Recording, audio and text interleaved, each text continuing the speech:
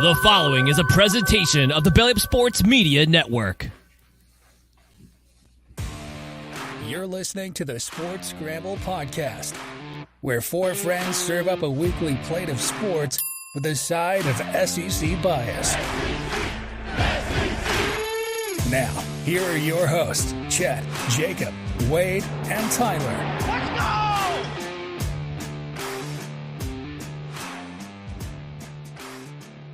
Welcome in, everybody, to this week's episode of the Sports Scramble podcast. You've got the three amigos back this week, breaking down everything sports. We're brought to you by our good friends over at Belly Up Sports. Shout out Jacob at Home Depot, working his nights away. I talked with him earlier. He's got 2 more weeks of night shift, guys. Then he'll join us back, and we'll get the full quad on the Sports Scramble. If you're watching over on YouTube, hit a like, comment, share. Subscribe, send it to your grandma, send it to your neighbor, your postman, I don't know. Send it out to the interweb. So, guys, did y'all have a good weekend? Watch some sports? Yes, it was very nice. Just sat there and watched football all day Saturday and had NFL Red Zone on while we were doing our chores and laundry on Sunday. So that's what it's all about.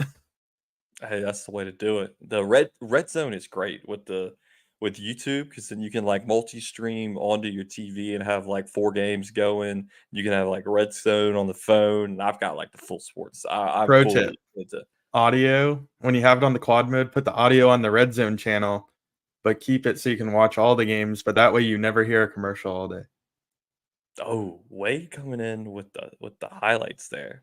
So, Tyler, I know you probably didn't move in front of the TV, considering you had to cover all the games on Saturday for college football wise. How'd it go? Tyler, we got you muted. I don't know why you have me muted, but all right. I don't know what happened. You're obscene, Tyler. We just can't trust you. It was pretty much of a dud of a weekend on paper, but man, what a weekend it was in college football. You know, there were some teams that were tested. There were some upsets. The lone one was Florida upsetting Tennessee, and then Colorado got tested against Colorado State after all the beef that went on. So yeah, it was a wild weekend, and looking forward to what's going to be Statement Saturday in college football. And the NFL was great too. There were some good games too. Yeah, no, the NFL was good. Few key injuries. I'm watching the Monday night game. We got the Saints. We'll do a little live check-in here in a second. They're at halftime. Saquon went down. Joe Burrow re-aggravated his calf strain, but that might just be an excuse for how poorly he's playing. I saw something with Patrick Mahomes. What happened with Patty this weekend? Anybody see that? I didn't see an injury, but he did re-up his contract. So now he'll be making more money per year than Burrow, which if you've watched the two play both weekends this year, I would say that's well-deserved for Mahomes. I mean, It's only a matter of time before he got passed up in value, but nobody's surpassing his value on the field. No, I mean, he signed that 10-year deal pretty early. I think he's getting like $50 million, and Burrow was 55. So do you know what he adjusted? I would assume he adjusted it to like 56, 57, and just shortened It's all the amount of years. semantics. I mean, it's the same contract. He's just getting more money from 2024 to 2027, which is his perceived prime, but he'll get the same years on the contract, and I think the total value just increases by a slight amount. Okay. Well, let's get into some of these Sunday games. First, we're going to start Monday night. New Orleans Saints, Carolina Panthers are at half. It's 6-3. It is some pretty poor quarterback play. It started off nice for the Saints with Derek Carr, but the past 2 drives have ended up in long sacks and interceptions. So, Wade, you got the Saints jersey on. What do you expect to see from the Saints in the second half?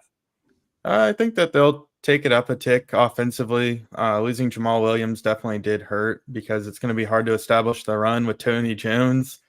Wait, Williams got hurt? Yeah, he had to leave the game. Oh, Lord. Well, there goes my fantasy. Sorry to break it to you. Mind. Yeah. This is why we do it live, guys, on Monday night. It's kind of nice. But yeah, I think right now the underneath passing game is working really well for Michael Thomas. I do think that eventually you'll see him stretch the field with Rashid Shaheed and Chris Olave. You got to get that guy rolling. So I kind of expected this to be a lower scoring game. Might be that way now that Williams is out. I thought the Saints would have better luck running the football, but obviously injuries do come into play. Yeah, no, Carolina's defense is actually looking pretty well. It's a defensive front They for have a good both of pass them. rush. Yeah, and the Browns and Steelers, they're not quite into halftime. I'm waiting to see what the score is. But Tyler, Bryce Young is struggling early, and he struggled last week. Is this what you expect from the number one pick? Yeah, I mean, it's a rookie. The rust is supposed to be happening. I mean, honestly, the best rookie quarterback right now is Anthony Richardson. He had 2 rushing touchdowns. I know he had a concussion. But, Bryce Young with that offense, there's just not really a receiver that's, I know that Adam Thielen is there. He has some age and veteran experience. But the other wide receivers, you got DJ Chark, you got Terrace Marshall. So it's not really the core that you were hoping for. But this is just game number 2, not really an overreaction. Bryce Young and the Panthers offensive line is not the best in the NFL. So it's going to take some time. I think that Bryce Young is going to be a solid quarterback though in the league. He looks a little scared back there, and I think it's probably because he's playing the Saints for his second ever NFL start, first time at home, and that defensive front is not letting up for him. So let's get to some of the games. Bengals, Ravens. Ravens win a close one. Joey B led a comeback, but wasn't able to complete it. It's just it's like he's off a little bit. I mean, Wade, you stole Justin Jefferson from me, and I got stuck with Jamar Chase, which I thought would have been fine, but he's just not producing fantasy wise, and I don't really know what the answer is. I mean, should I be patient? Time. What's going on? You I need mean, time. Is it time to panic though? If you're a Bengals fan with Joe Burrow, he cuts his hair after every loss. So you saw him in the bowl cut week 1. Now he's got the nice fade like he used to rock at LSU. Next week, is he going to be bald? I mean, what's going on? We need Buzzcut Joe. Yeah, back what he had at Ohio State. But I mean, all right, let's start with you, Wade. Is it time to panic if you're a Bengals fan? I don't think it's time to panic completely on the season. We did see this team start the year 0-2 last year, similar kind of stuff, a close divisional loss to the Steelers, and then they went on the road and got pretty much curb stomped by the Cowboys, if I remember correctly. So, they shook it off last year. That was with Burrow at full health. I think what you're seeing is that he did not play in the preseason at all, and Right. I just think they're out of sync. But, this team's been there, done that. I think they'll bounce back. The difference this year is they have 2 divisional losses, so it's kind of an That's uphill tough, battle though. to win the division, and you Yeah. don't want to get into the wild card because then you got to play a divisional rival on the road in the playoffs. Mm-hmm. Yeah. What about this calf injury though? You watched the game. Maybe that's what's holding him back to start the season? A little bit, but I think it's more of the timing of things. I think he's just kind of jittery back there. I think his escapability has been pretty good. You could tell he did tweak it, escaping the pocket at the end of the Ravens game, but I think it's more so the routes that they're having T. Higgins and Jamar run. They're just not getting open on the outside, and the timing's just a little bit off. Well, I'm hoping Joe gets it figured out. Tyler, is it time to panic for Bengals fans? What do you think? Yeah, it is. I agree with Wade. It would be one thing if the 2 losses were outside the division, but it's inside the division. If you look like a team of the Ravens, they are really not playing to their potential these first 2 games, but they're 2-0. So I think it's never easy. I don't think it's very tough for any team in the NFL. If you start 0-2, it's hard to come back and make the playoffs. And with Joe Burrow with his calf injury, without the preseason, he just wasn't able to get any reps. You're seeing it. Jamar Chase is having an awful start to the season. I had a lot of hype in fantasy. I thought that he was going to be right up there with Justin Jefferson, but he doesn't even look like any close to that. So I think, the defense is very concerning too. I mean, the defense hasn't been able to stop anybody. And the way that Joe Burrow's been looking, and with a re-aggravated calf injury, it's not looking too good. And it's looking like the Baltimore Ravens are going to take over this division this year. Yeah, like Wade mentioned, it's going to be tough playoff wise. You drop the 2 divisional games right off the bat. So I'm pulling for you, Joey B, but it might be time to shave the head. I mean, you got to get out of this funk you're in. He started his bowl cut Burrow. We need buzz cut Burrow. Yeah, now we need bald Burrow. Just go full bald. The Giants, they had the Cardinals looked great. I mean, I was shocked. And the Giants ended up mounting a comeback against them, right? But they lose Saquon Barkley. So, Tyler, what does this do fantasy-wise for Saquon Barkley owners? I tell you what, the way that I talked about the Giants last year is a complete 360 from how I'm talking about I think you had them this year. winning the division. Yeah, well, no, I didn't. I had the Eagles winning the division again this Well, year. yeah. But yeah, losing Saquon is definitely going to hurt. I don't even know who their backup running back is, but I'm not touching anybody on the Giants. I'm not touching Darren Waller anymore. I'm not touching anybody. This offense is completely turned around itself in a very bad way. I thought that this was going to be the season that Darren Waller was going to break out with this offense. I know it's 2 games. I'm overreacting, but whatever. But yeah, I mean, in the first loss, you give up 40 to the Dallas Cowboys, and the Cowboys are looking like the best team in the NFL right now. And I don't even think that's an overreaction right now. But I think the way that Daniel Jones, he's playing okay, but against a Cardinals team that I thought wasn't very good, is turning out to be not so bad of a football team with Joshua Dobbs. So I think that there's more defensive problems. I mean, this is a defense that has a lot of young talent. You got James Bradbury, one of your top cornerbacks. I just don't understand how this defense, was so good last year. Now all of a sudden they're just letting up 30 points a game. So with Saquon out, I just don't really see a very good path for this Giants team to make it back to the playoffs. Yeah, it's gonna be tough. I think he's 3 to 4 weeks at the moment. We'll see if it's anything longer. Let's talk about our good friend Sean Payton. Wade, you got the Saints jersey, so I'm gonna throw it to you.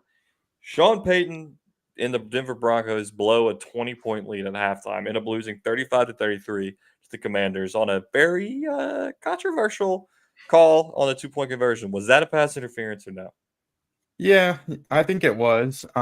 It's tough to see a team lose when they came all the way back. Well, actually, they blew the lead and then they came back. But it's tough to see a team lose when they march down the field, get the Hail Mary, and then it's a procedural thing on the officials there on the 2-point play. So woulda, coulda, shoulda. Honestly, if you're Denver, you got to put away that game a lot earlier. But let's give a little praise to Washington. This team's 2-0. Not many people saw that coming. Eric Bieniemy seems to have Sam Howell rolling, and Riverboat Ron, man, he's steady but sure, and he's 2-0. Yeah, I mean, they've Sam Howell and Scary Terry seem to be lighting teams up. So another one that was surprising, I guess you say surprising, is Justin Herbert throwing to him. Keenan Allen, big game fantasy wise. Let me see if I can pull up his final stat line. He, even though they lost in overtime to Neil's Titans, shout out NASCAR Neil.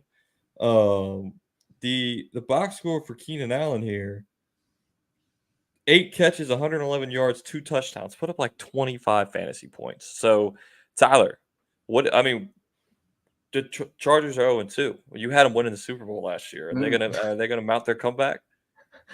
It's definitely going to be tough. They have a road trip in Minnesota. Both of those teams are 0-2. It's not the offense is the problem. It's the defense. I feel like all these 0-2 teams, their defense just doesn't have any answers for these high-powered offenses. But I think that Kellen Moore is doing a very good job. They're spreading the football around. Keenan Allen is back to the wide receiver 1.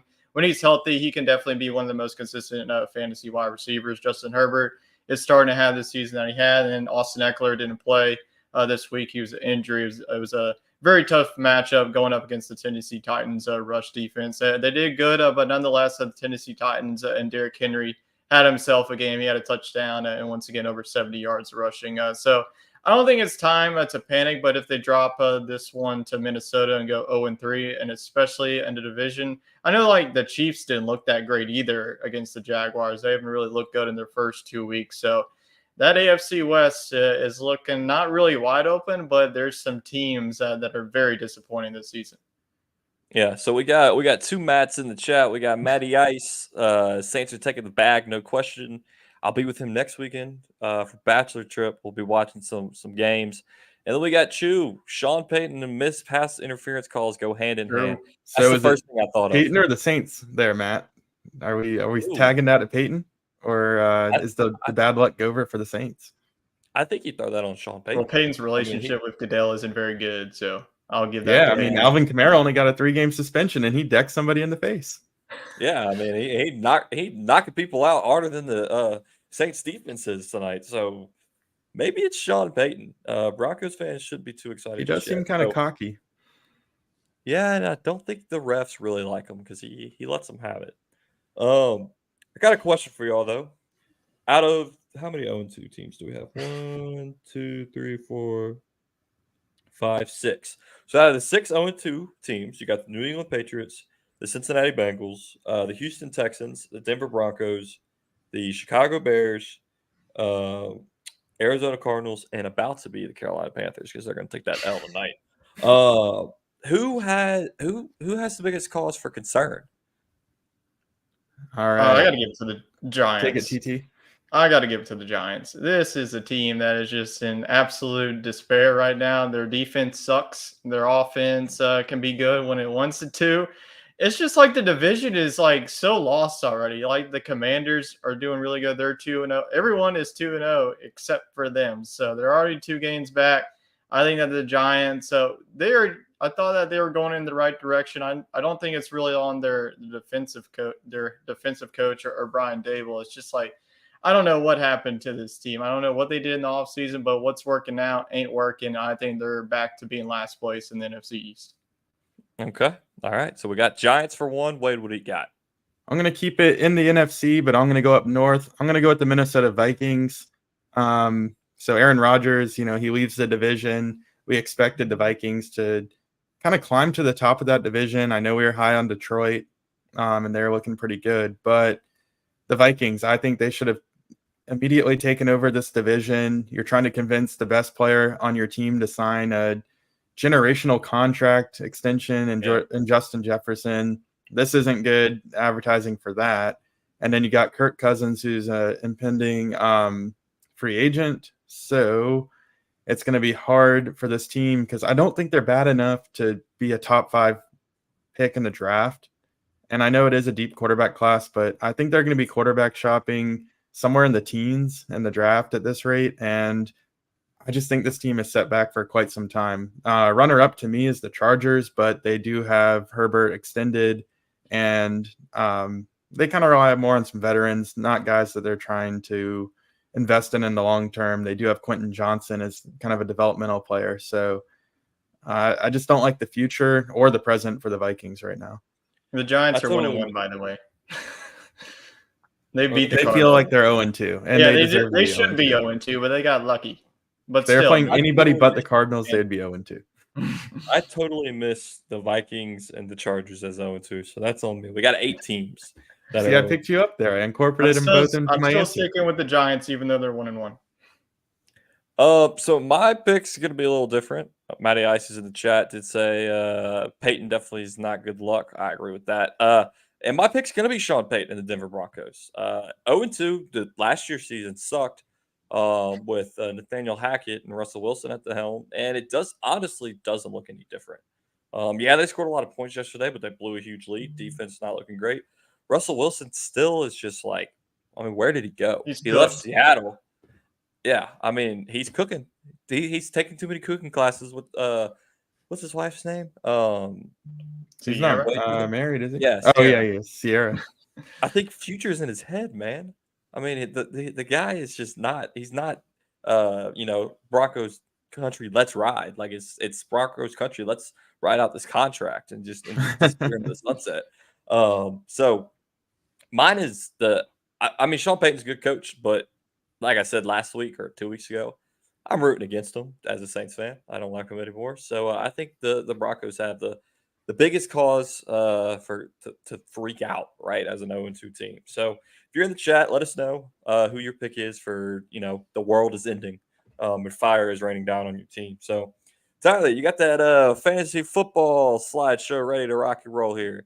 Yep, sure do. Already going into week 3 of fantasy football. So whether you're 2-0, 1-1, or 0-2, I'm here to help you. So don't you worry. All right, let's get if you're 0-2, what if you're all of the above? Yeah. If you're all the above, then I'm here for you as well. I do apologize. I did say to sit Kirk Cousins. That was an absolute miss. Kirk Cousins. Yeah, ball, TT, come on. Know that they lost to the Philadelphia Eagles, so hopefully we can get back on track here. But the starts were pretty good. Jalen Hurts and Aaron Jones. I had him here, but that didn't count. He was out for an injury. We do the show on Monday, so that doesn't really count to me. But all right, let's get in to the starts of the week. The first one that we're going after is what the team that we were just talking about being 0-2 and needing a win, and that is Justin Herbert. And like I mentioned, the defense is definitely the main issue for the Chargers. I think that this offense is definitely going to have a really good time against the Minnesota Vikings. Whatever the over is, I might honestly take it because both offenses in this game are pretty good and they like to pass the football. If Austin Eckler is back, that will only help Justin Herbert in this matchup. Coming off of a 22.2 outing in week number 2, 305 yards and 2 touchdowns in the loss to the Tennessee Titans. Going on to the Minnesota Vikings. The Minnesota Vikings secondary is definitely one that I want to go after. We went after Jalen Hurts versus the Minnesota Vikings. He put up 27. I think that Justin Herbert can do the same. It would not surprise me he gets 3 or 4 passing touchdowns in this game. It's a game that both of these teams need. I think that the Chargers come out with their hair on fire. I think that Keenan Allen will do just fine along with Justin Herbert. So we're going to attack the Minnesota Vikings secondary and go with a game that it's going to be a high-scoring shootout. So have confidence in starting Justin Herbert. I think that the Chargers are going to do well this week. All right, let's go on to my running back start of the week, and we're going to go after Tony Pollard, the running back of the Dallas Cowboys. Almost back-to-back 20-point outings. He almost got it 19.9. If you round up, that's back-to-back 20-point outings. I round up 20 for Mr. Pollard. So 25 rushes, 72 yards, definitely a well outing. He did have a couple of catches, but not very many yards. Not a touchdown in this one. He had a couple of chances to score a touchdown, but nonetheless, a very good 2 weeks for this Dallas Cowboys offense. They're absolutely rolling. Dak attack is back.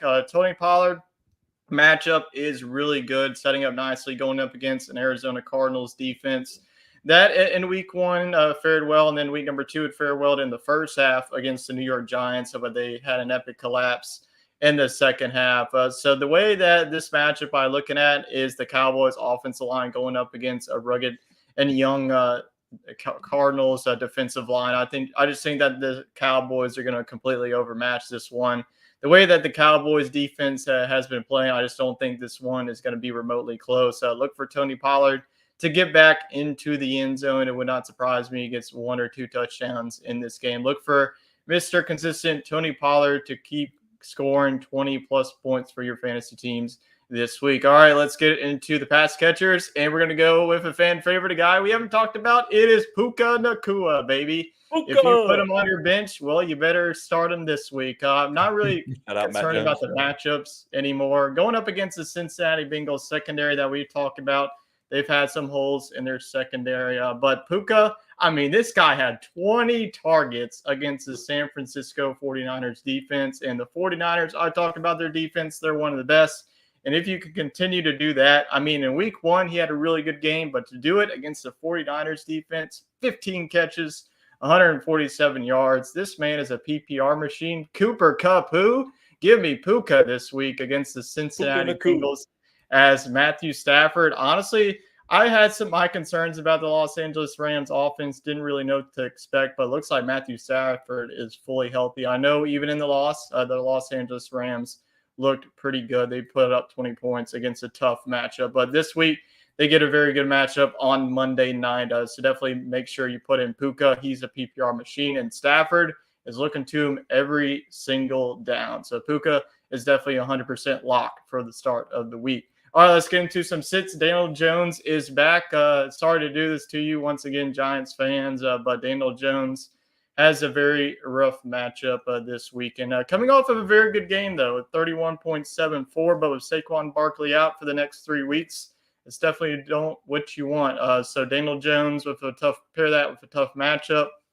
I just don't really see him getting 16.8, and they're going up against the San Francisco 49ers. Whoever you have, the quarterback position or the running back position, just don't even start them against the 49ers. That's, with the secondary being strong and with the defensive line, I just think that Daniel Jones is going to struggle, especially on the road. 49ers are a 10-point favorite. I expect the 49ers to cruise in this matchup, especially with the Giants having a little bit of injury concerns with their offense. So sit Daniel Jones on the bench and wait for him to come back for a very good matchup. All right, let's get into our running back sit of the week, and we're going to go with the Tampa Bay Buccaneers starting running back. I know this has come as quite some surprise.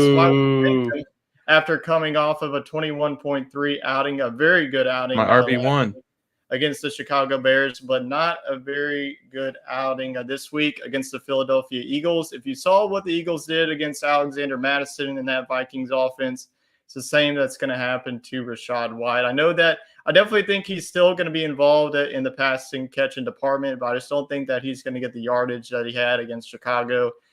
So if you don't really have any options, then, I would definitely start him. But if you have another guy, say like Kyren Williams of the Los Angeles Rams, I would rather go with him over Rachaad White. But if you don't have anyone else, then you just got to stick with your guns here and go with Rachaad White. But going up against the Philadelphia Eagles defense, that is very good against the rush. The Eagles, secondary got a little bit out it against Kirk Cousins, but they will hold up the past 2 weeks in the rushing department. So I would, bench Rachaad White against a very tough matchup. The last one that we're going, wide receiver sit of the week, is Mr. Treylon Burks, the first Tennessee Titan wide receiver to be featured on this list. And the Titans just continue to have bad matchups here. In week number 3, they have to face the Cleveland Browns, and the Browns secondary is one of the best in the league. They're playing right now against the Pittsburgh Steelers, and I'm sure Pittsburgh's having a tough time against that secondary. Pittsburgh is winning 7-3. Okay, well, they got it was off a defensive touchdown. So that doesn't count. But really good game coming off of the Chargers. 3 receptions, 76 yards. Was able to get a lot of good catches. But against the Browns, this is somebody that I'm just don't want to trust on my starting lineup. So that's the starts of the sits in week number 4.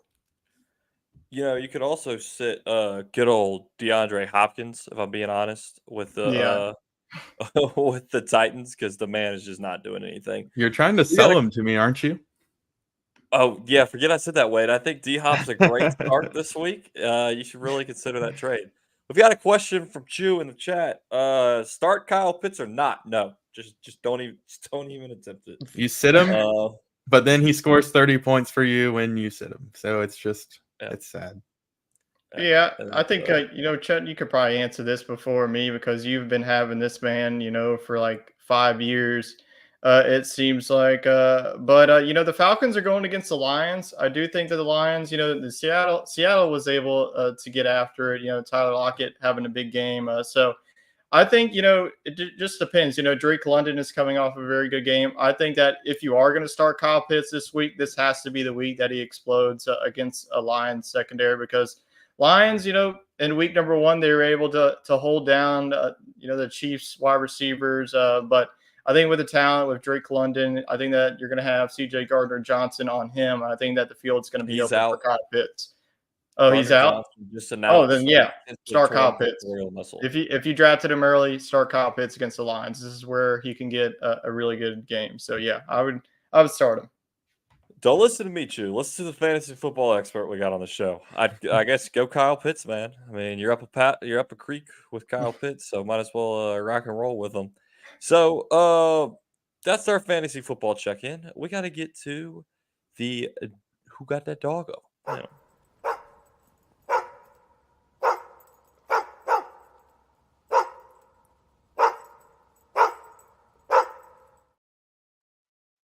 Who got that dog in them this week? Wade, let's let you start it off here.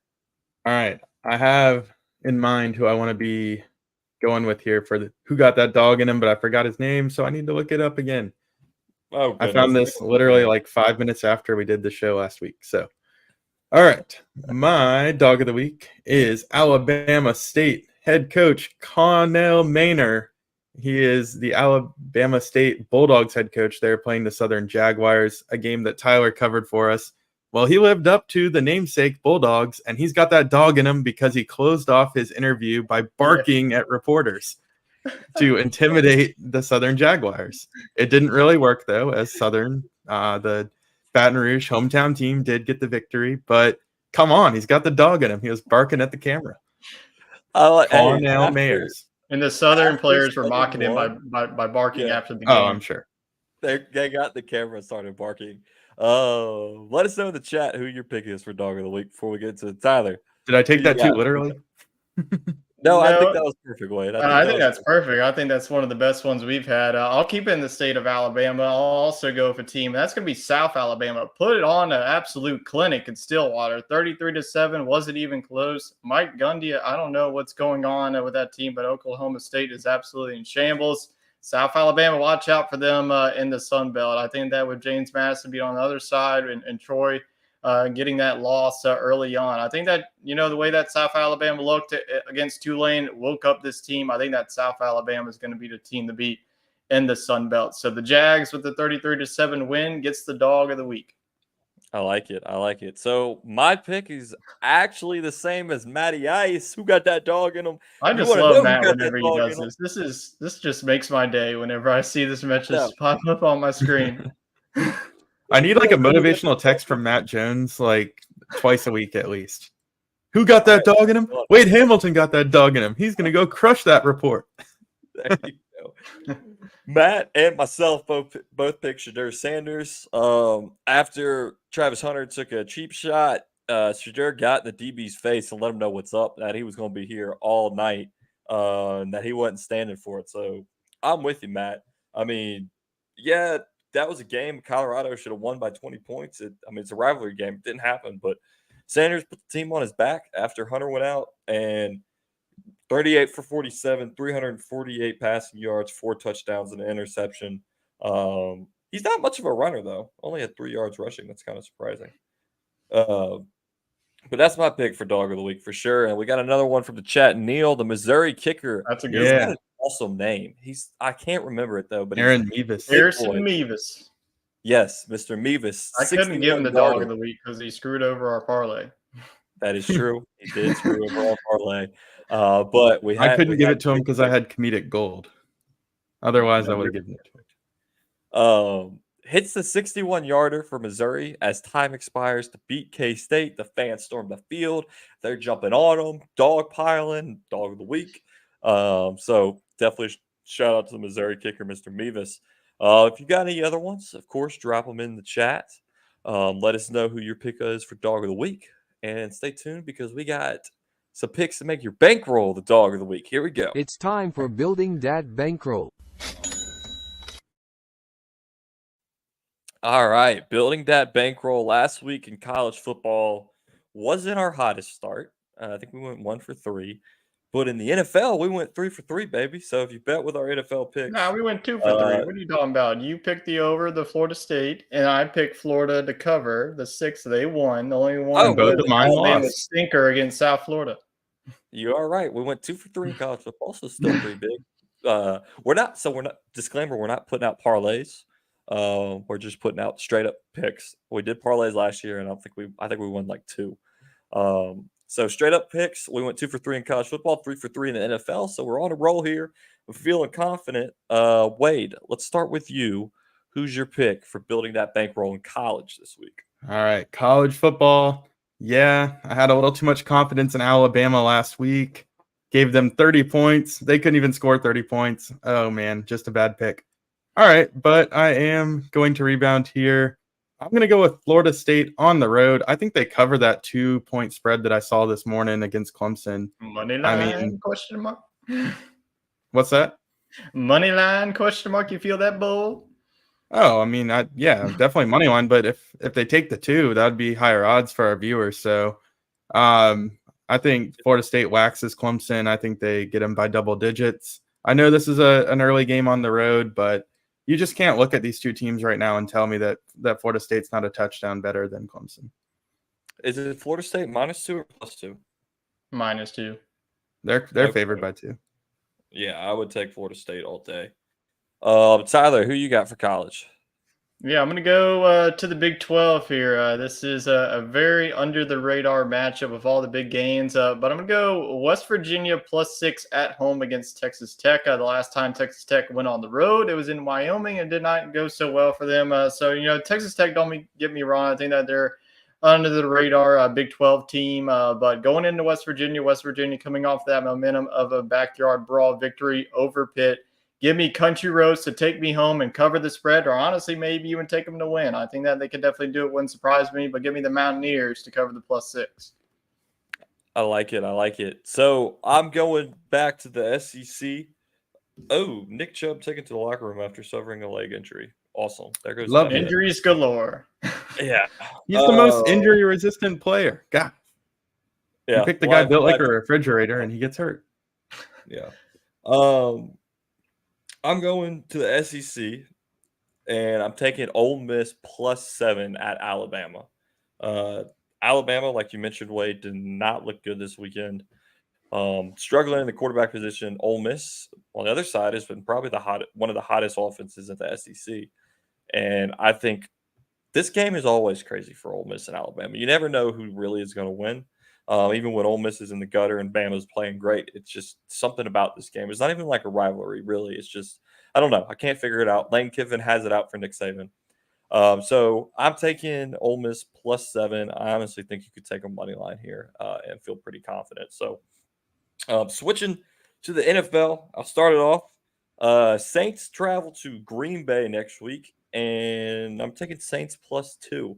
And I might change my bet after tonight's game because the offense is looking atrocious right now. But I'm gonna go Saints +2. That's a little bit of a homer pick. I know we said no homer picks, but I feel confident in it. So Tyler, what do you got for the NFL?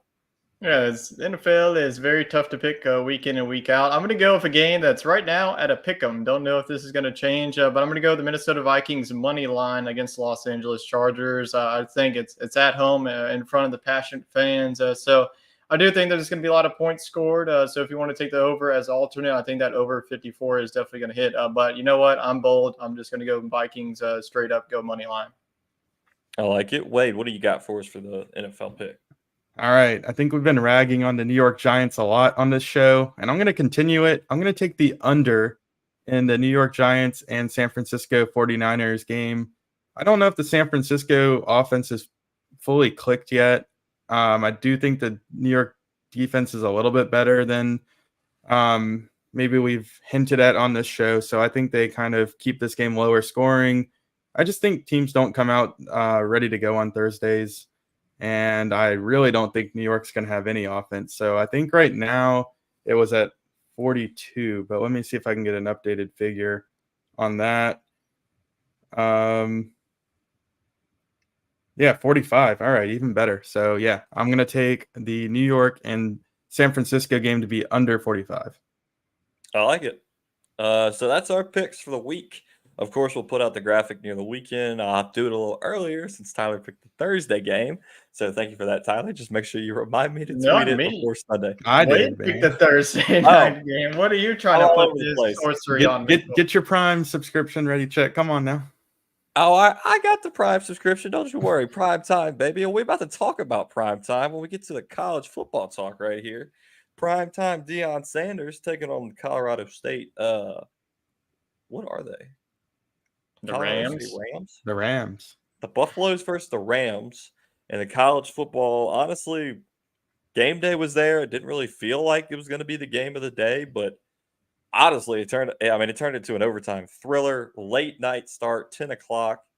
I was in bed before overtime started, and I was falling asleep during commercials and waking up when I would hear the announcers screaming. So Colorado takes this one in overtime, but Tyler, they go on the road to Oregon next week. So do you see the Buffaloes' fortune changing when they visit Eugene?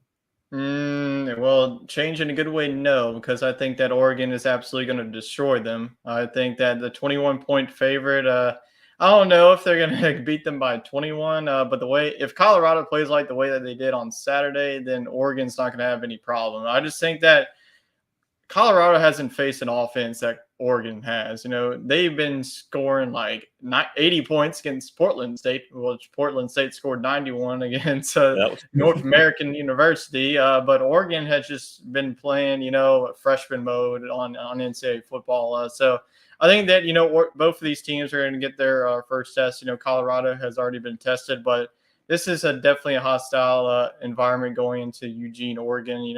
without Travis Hunter being out for 3+ weeks, that's definitely going to hurt not only for the offense, but for the defense. We've seen Xavier Weaver. I think that he's going to have a big game. Shadur Sanders is also going to have a big game. This is going to be close. This is probably going to be a lot of points scored. Colorado has been tested against a Nebraska defense, but Oregon's defense just got some absolute dudes. So I just think that Colorado's overmatched in this one. I definitely understand the hype in this one. It would have been embarrassing if Colorado would have lost to Colorado State. Looking ahead at their schedule, if they lost that one, I just don't think that they would have been a bowl team. There's just an absolute gauntlet ahead of them for this Colorado team in back-to-back weeks.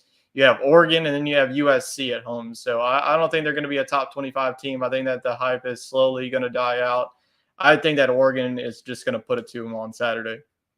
Okay, so Tyler's not on the primetime train. Don't let Dion hear it, though. He's going to take it personally, Tyler. And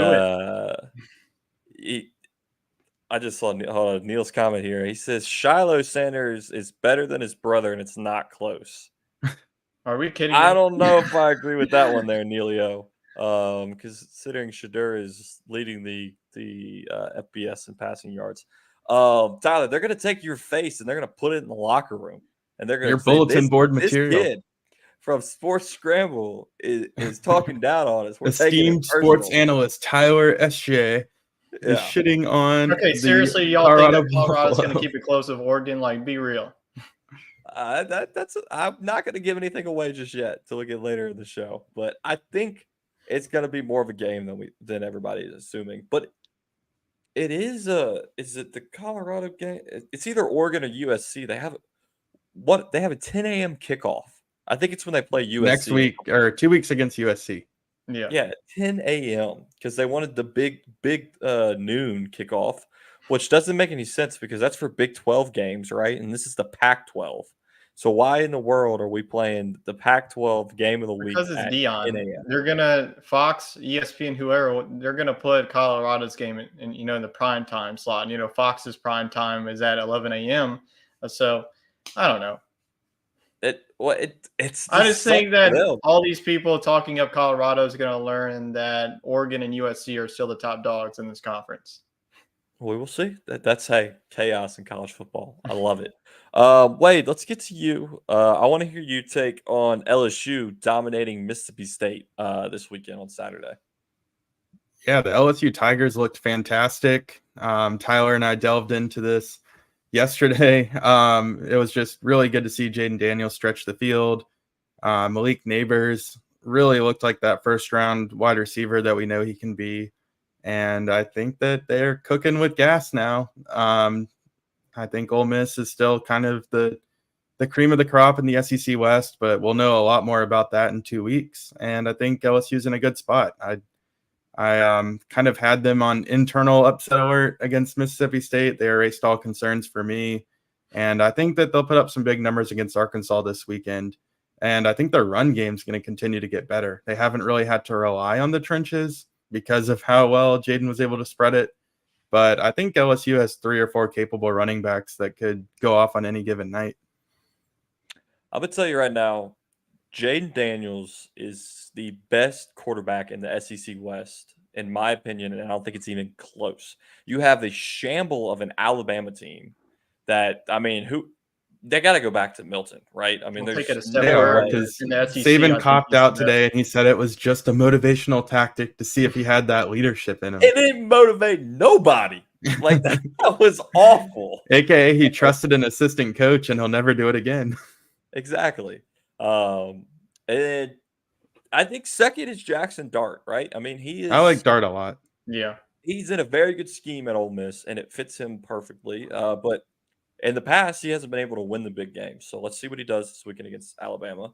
Will Rogers was previously one of the best passing quarterbacks, but their program is just in complete, utter array right now with that offense. KJ Jefferson. Yeah, he's got the potential. It's just they fell apart. We'll see how he doesn't have enough talent around him. Not a casting sport that he did a couple of years ago. Right. And you got the young guy, Connor Weigman. He can sling it.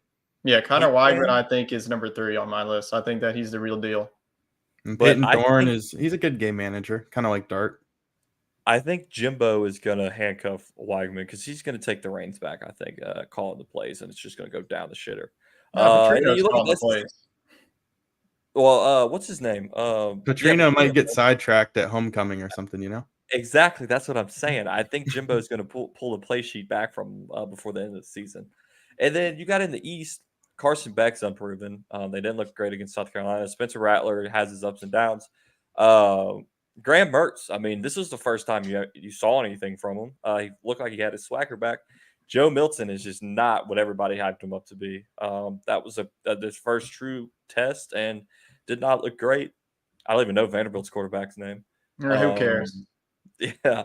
I mean, is there anybody else that I'm missing that potentially would be a better quarterback in the SEC? I mean, I thought going into the season that Devin Leary would be on this list, but Kentucky is relying heavily on Ray Davis and running the football. So I think you nailed it. I think the top three are, Jaden Daniels, Jackson Dart, and Connor Weigman is my top three. What about Spencer Rattler? No. Nope. I'm off the He's good for like two or three games in the year, and then after that, it's all downhill. He's good for like 2 or 3 quarters every game, but then the one quarter is what cost his team. The game that he's not supposed to win is the one that he plays like lights out in. Like the first half of Georgia, he looked great, and then they just the Shane Beamer. What do y'all think about Shane Beamer coming out saying we're kicking their butt, and then they turn around. That game would have been better off if it never went to halftime. If they just made him continue to play through halftime, South Carolina had a chance. Yeah, I think you don't stop the clock. You just rock and roll. It's same with Alabama and South Florida. Those lightning delays, honestly, is what saved Alabama. Looking around the conference, Florida shocked Tennessee. Tyler, did you have Florida taking down Tennessee on your bingo card this week? I did. I just saw it coming. Honestly, I knew that this, Billy Napier was starting. His hot seat was starting to heat up. I think it's kind of cooled off now. With this win, he's starting to buy some time. I think that Florida, they're about the only shot to really have a chance against Georgia. I think that the way that their defense is playing, if their offense is good enough, I think that if Trevor Etienne plays like he did, and you have Montreal Johnson, I think that would be Florida would have to play Georgia, just wind out the clock and make them really turn it into a defensive battle. So I think that Missouri is going to be a dark horse. South Carolina, they're out of it. Vanderbilt, we know how they're going to be. They just lost to freaking UNLV of all teams. So I think that Florida is definitely going to be one of those contenders. Not really take down Georgia and win the SEC East, but I think that they could definitely be a dark horse. I think that a Utah loss definitely woke up this team. I agree with you. We almost went 3-3 with the upset picks, but I just had to go with South Carolina over Georgia. It was looking good for a half. I just popped up a comment from Chew. The stretching at the car dealership for LSU was the key to victory. I think Brian Kelly ought to take them boys down to Airline Highway and stretch at the Audi and the Porsche dealership for next week. Let them pick out a car and then come on back to the stadium and get ready to rock and roll.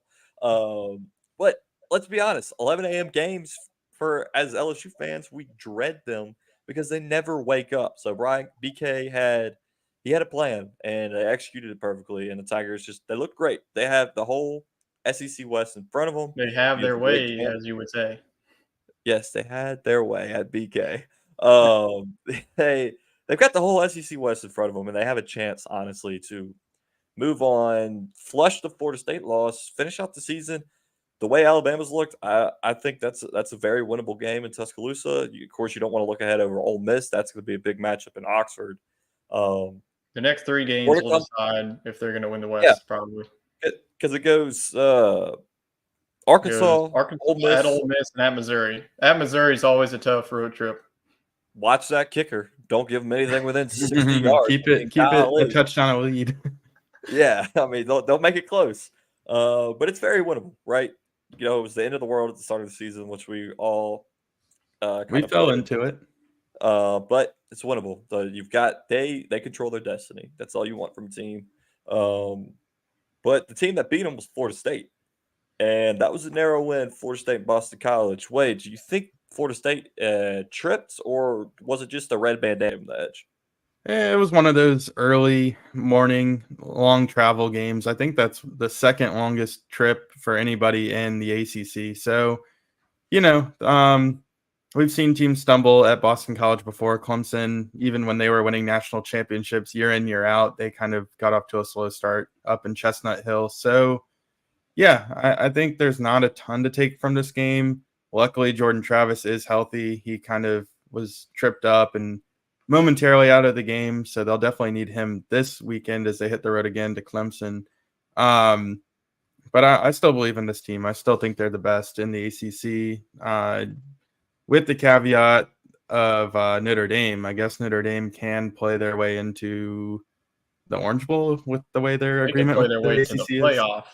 So yeah, keep an eye on Notre Dame outside of the conference, but kind of inside the conference. But yeah, I think Florida State's going to be okay. I think that it's always good when you can learn a lesson in a win, right? And you don't No, have to definitely. go with a loss.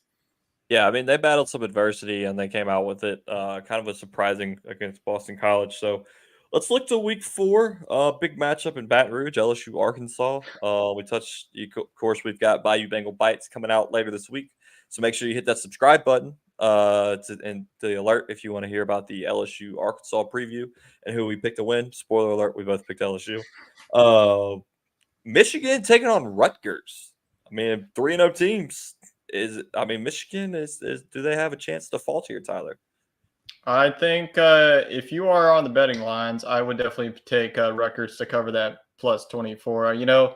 Jim Harbaugh is going to come back in this one, so we'll see if they're going to be ready and loaded. But this Michigan offense hasn't been what I expected. J.J. McCarthy threw 3 interceptions last week against Bowling Green. It's not really anything to do with the defense. I think that the defense has been fine, but like Michigan, they haven't really been tested. They're just going through 3 cupcakes. I think that Rutgers, the way that they look at the first 3 weeks, they got that big week 1 win against Northwestern. I know that Northwestern isn't much of a really talk about. They're going to be the stinker of the Big Ten this year. But I think that Michigan, I think that they'll probably not be sleepwalking for this with Jim Harbaugh coming back. They're going to be motivated and ready to play for him. So I do think, though, Rutgers can definitely cover that 24. No, 24 is a lot. It is in the big house, so we'll see how that goes. Florida State, Clemson, quick pick. Wade, who you got? Florida State? Florida State. Tyler? Florida State. I'm with you. Three on Florida State. UCLA and Utah. That's a Pac-12 matchup here at 2:30 on Fox. I mean, they could have just broadcasted Oregon or next week Colorado and USC. This one's interesting. It's at Utah. Is Cam Rising back yet? Does anybody know? No idea. I would imagine if he's coming back, he'd be back by then. Yeah, I mean, so their names elude me, but the third stringer, in my opinion, gives Utah a better chance to win the game than the second stringer. But quick pick: UCLA, Utah. Wade. I'm gonna go Utah. I think this is a good veteran bunch. All right, Tyler. Give me the Utes. All right, we're all on the Utes on that one. Ole Miss traveling to Tuscaloosa. It technically could be an upset alert. Ole Miss is 15. Alabama is 13. Who do you have starting at quarterback, Wade? Who do you think we see? I think we see Milroe for the majority of the game, but I don't think it's enough. I have Ole Miss. Okay, we got and like I mentioned in our betting segment, it's a 7-point spread. I'm on Ole Miss as well. I think they pull off the upset. Tyler, are you going with the Tide? And to avoid the triple sweep on Ole Miss like I did on SEC Talk, I am going to go with Alabama. I think that Nick Saban, don't even overthink it. Jalen Milroe gives you the best chance to actually move the football down the field because Tyler Buckner ain't it, and Ty Simpson at times look pretty good. But I think that Jalen Milroe, you need a dual threat guy going up against this Ole Miss defense. So I think that, if Ole Miss gets out to a very hot start, I think that Alabama is doomed, especially the way that the offense has been. So I'm going to go with Alabama at home just because. All right, I like it. Honestly, game of the week here. We've got Ohio State traveling to Notre Dame to take on the Fighting Irish, 6:30 Saturday night. This one is, potential playoff implications here. That could knock out either team, really. That's a tough one. I think Notre Dame has looked like the better team in terms of quarterback play. Now, you do have Ohio State with Marvin Harrison Jr., who knows if Notre Dame's going to be able to guard him. But I think what's it? Notre Dame's quarterback Sam with the Hartman. amazing Sam Hartman. His name eluded me. I think he is going to. Him and his rib are going to be the ones to pull it out. So, who do you got, Wade? Ohio State or Notre Dame? I'm going to keep agreeing with you here, Chet. I think Ohio State's the better team, but I like Notre Dame at home with the Heisman candidate in Hartman, and I think he's the better quarterback on the field. So I think Notre Dame takes this one. If they can definitely rein in Ohio State's offense just a little bit, I think that they could take this one by a touchdown. I like it. Tyler, who do you got? We Yeah, forced them into Ohio State. I agree with you that Notre Dame has looked like the better team. Ohio State was looking in the first two games. The offense has been rolling, but they put up 63 points against Western Kentucky. McCord, with Ryan Day announcing him as the full-time starter moving forward, I think that gave him some confidence. And then we also going to have to deal with one of the best wide receivers in Marvin Harrison. So this Notre Dame secondary is going to get tested. But I think if Notre Dame, if Estime can get going the way that he's been having the past couple of weeks, and I hate to do it, I think we're all going to go Notre Dame here. So I'm going to go with the Fighting Irish. Right. This was my pick of the week, and I hate that you both went on Notre Dame, so it's probably not going to happen anymore. But give me the Irish. Hey, we were low on Ohio State in the preseason. I think we had them at second or third in the East. So They haven't really impressed me this much this season, if I'm They being haven't honest. been tested yet. That is true. I think that they'll end up they might end up winning the East, just depending on how that Michigan game goes at the end of the year. But Penn State's there too. So yeah, don't forget about Penn State. Yeah, no, the Nittany Lions down in Happy Valley, you got to watch out for them. Let's get into some upset picks for week 4 of college football. If you're in the chat, let us know your upset pick and who should be put on upset alerts. I'm going to start, drum roll please, with Wade. Who do you got upset pick? all right, I'm going to follow your bet. You picked Ole Miss to cover against Alabama. I'm going to take Ole Miss outright. I think Ole Miss knocks off Alabama.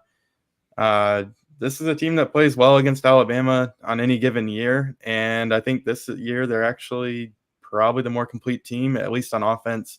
So yeah, give me Ole Miss, not Ohio State, in a high-scoring game. I like it. I think it's going to be a shootout as well. So Tyler, upset pick. Who is on alert? I'm pulling it not so fast on you, like my friend over there on College Game Day of Lee Corso. I said at the start I was going to go with Baylor over Texas, but not anymore. Pac-12 is going to see an upset. I'm going to go with Washington State upsetting Oregon State. Oregon State is a slight 3-point favorite, but I think that DJU and that offense is going to get tested by Washington State. It's going to be a high-scoring shootout, but the Cougs get it at home.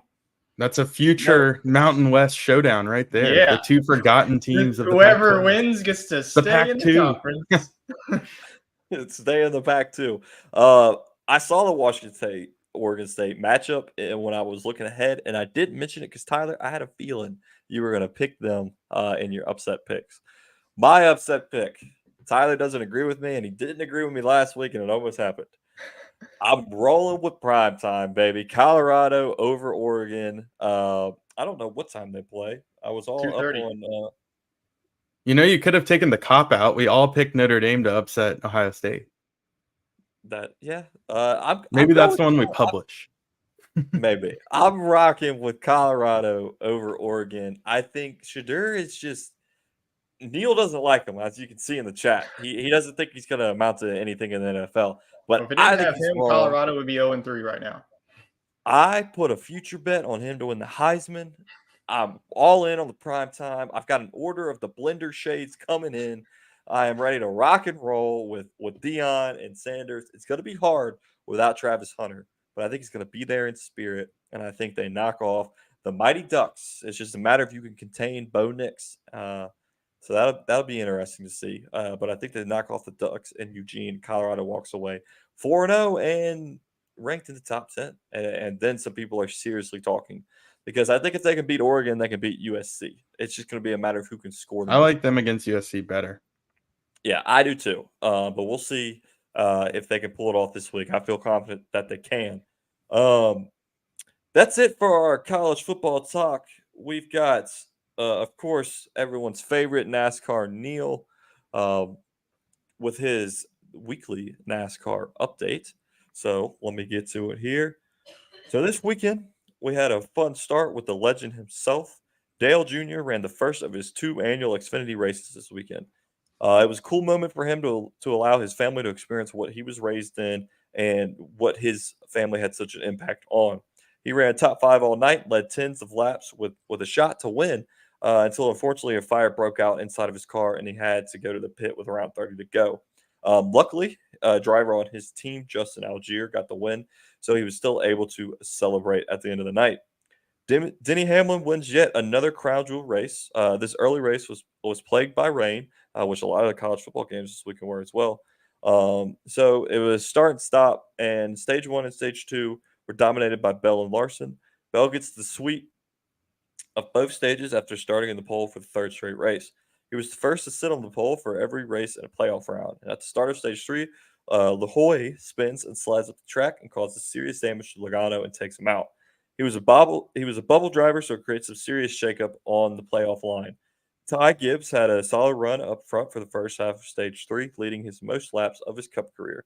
Hamlin gets the lead around the middle of stage 3, and right after being lapped by Truex, gets loose and brings out a yellow but suffers no damage. Hamlin hangs on to win it. The playoff line started off close with a tight gap between Wallace, Truex, and Logano. However, the wreck with LaHoy took out the defending champ Joey Logano, making him eliminated. Him being the first defending champ to be eliminated in the round of 16.